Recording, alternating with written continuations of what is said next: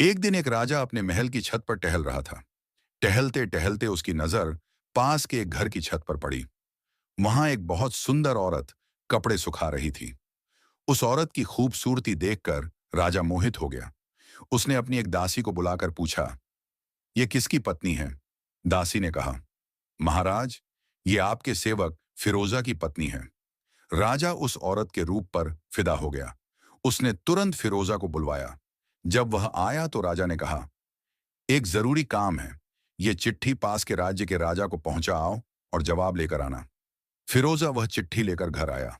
उसने उसे तकिए के नीचे रख दिया, सफर का सामान तैयार किया और रात घर में ही गुजारी। सुबह वह सफर पर निकल पड़ा। उधर राजा की चाल यही थी कि जैसे ही फिरोजा दूर जाएगा, वह उसके घर जाकर उसकी पत्नी को पाले। जैसे ही फिरोजा नजर से ओझल हुआ, राजा धीरे से उसके घर पहुंचा और दरवाजा खटखटाया।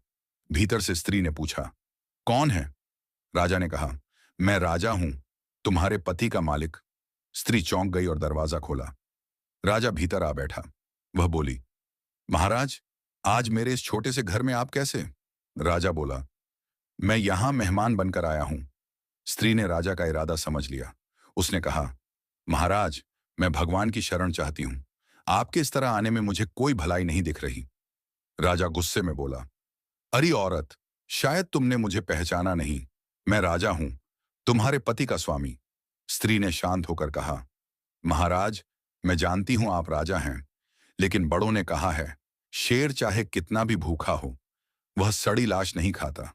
और आप उसी कटोरे से पानी पीना चाहते हैं जिसमें आपके कुत्ते ने मुंह लगाया है।"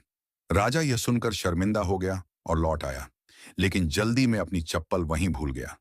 इधर फिरोजा आधे रास्ते पहुंचा ही था कि याद आया, "अरे, चिट्ठी तो तकिए के नीचे ही रह गई।" वह जल्दी से लौट पड़ा।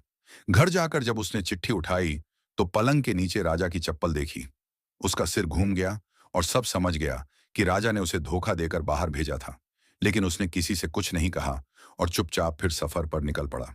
काम पूरा कर जब लौटा तो राजा ने उसे खुश होकर 100 स्वर्ण मुद्राएं इनाम दी। फिरोजा बाजार गया और पत्नी के लिए अच्छे कपड़े गहने खरीदे। घर आकर बोला, "चलो, तुम्हें तुम्हारे मायके लेकर चलते हैं। वहां अपने घर वालों को यह उपहार दिखाओ।" पत्नी ने कहा, "जैसा आप चाहें।"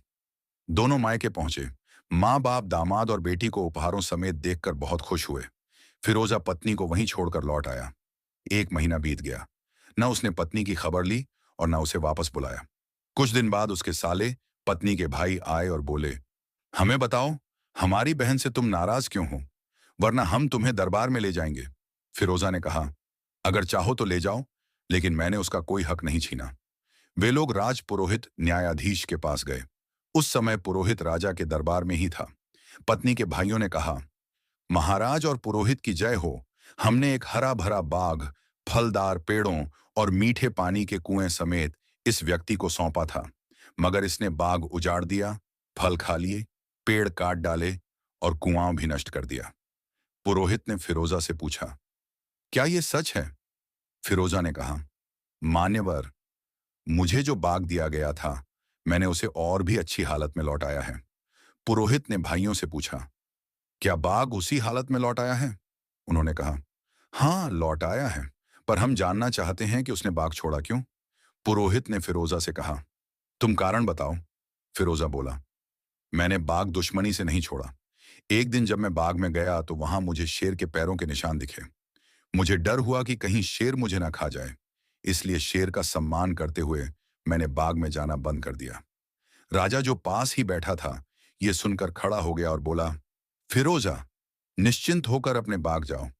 भगवान की कसम, वहां शेर आया था, लेकिन वह ना कोई फल तोड़ सका, न पत्ता खा सका और न कुएं का पानी पी सका। वह थोड़ी देर रहा और खाली हाथ लौट गया। और मैंने तुम्हारे जैसे बाघ की इतनी मजबूत दीवारें कभी नहीं देखी।" फिरोजा घर लौटा और अपनी पत्नी को भी वापस ले आया। न तो पुरोहित को और न किसी और को असली बात का पता चला। कहानी की सीख: अपने घर परिवार के राज को छिपाना ही सबसे अच्छा है।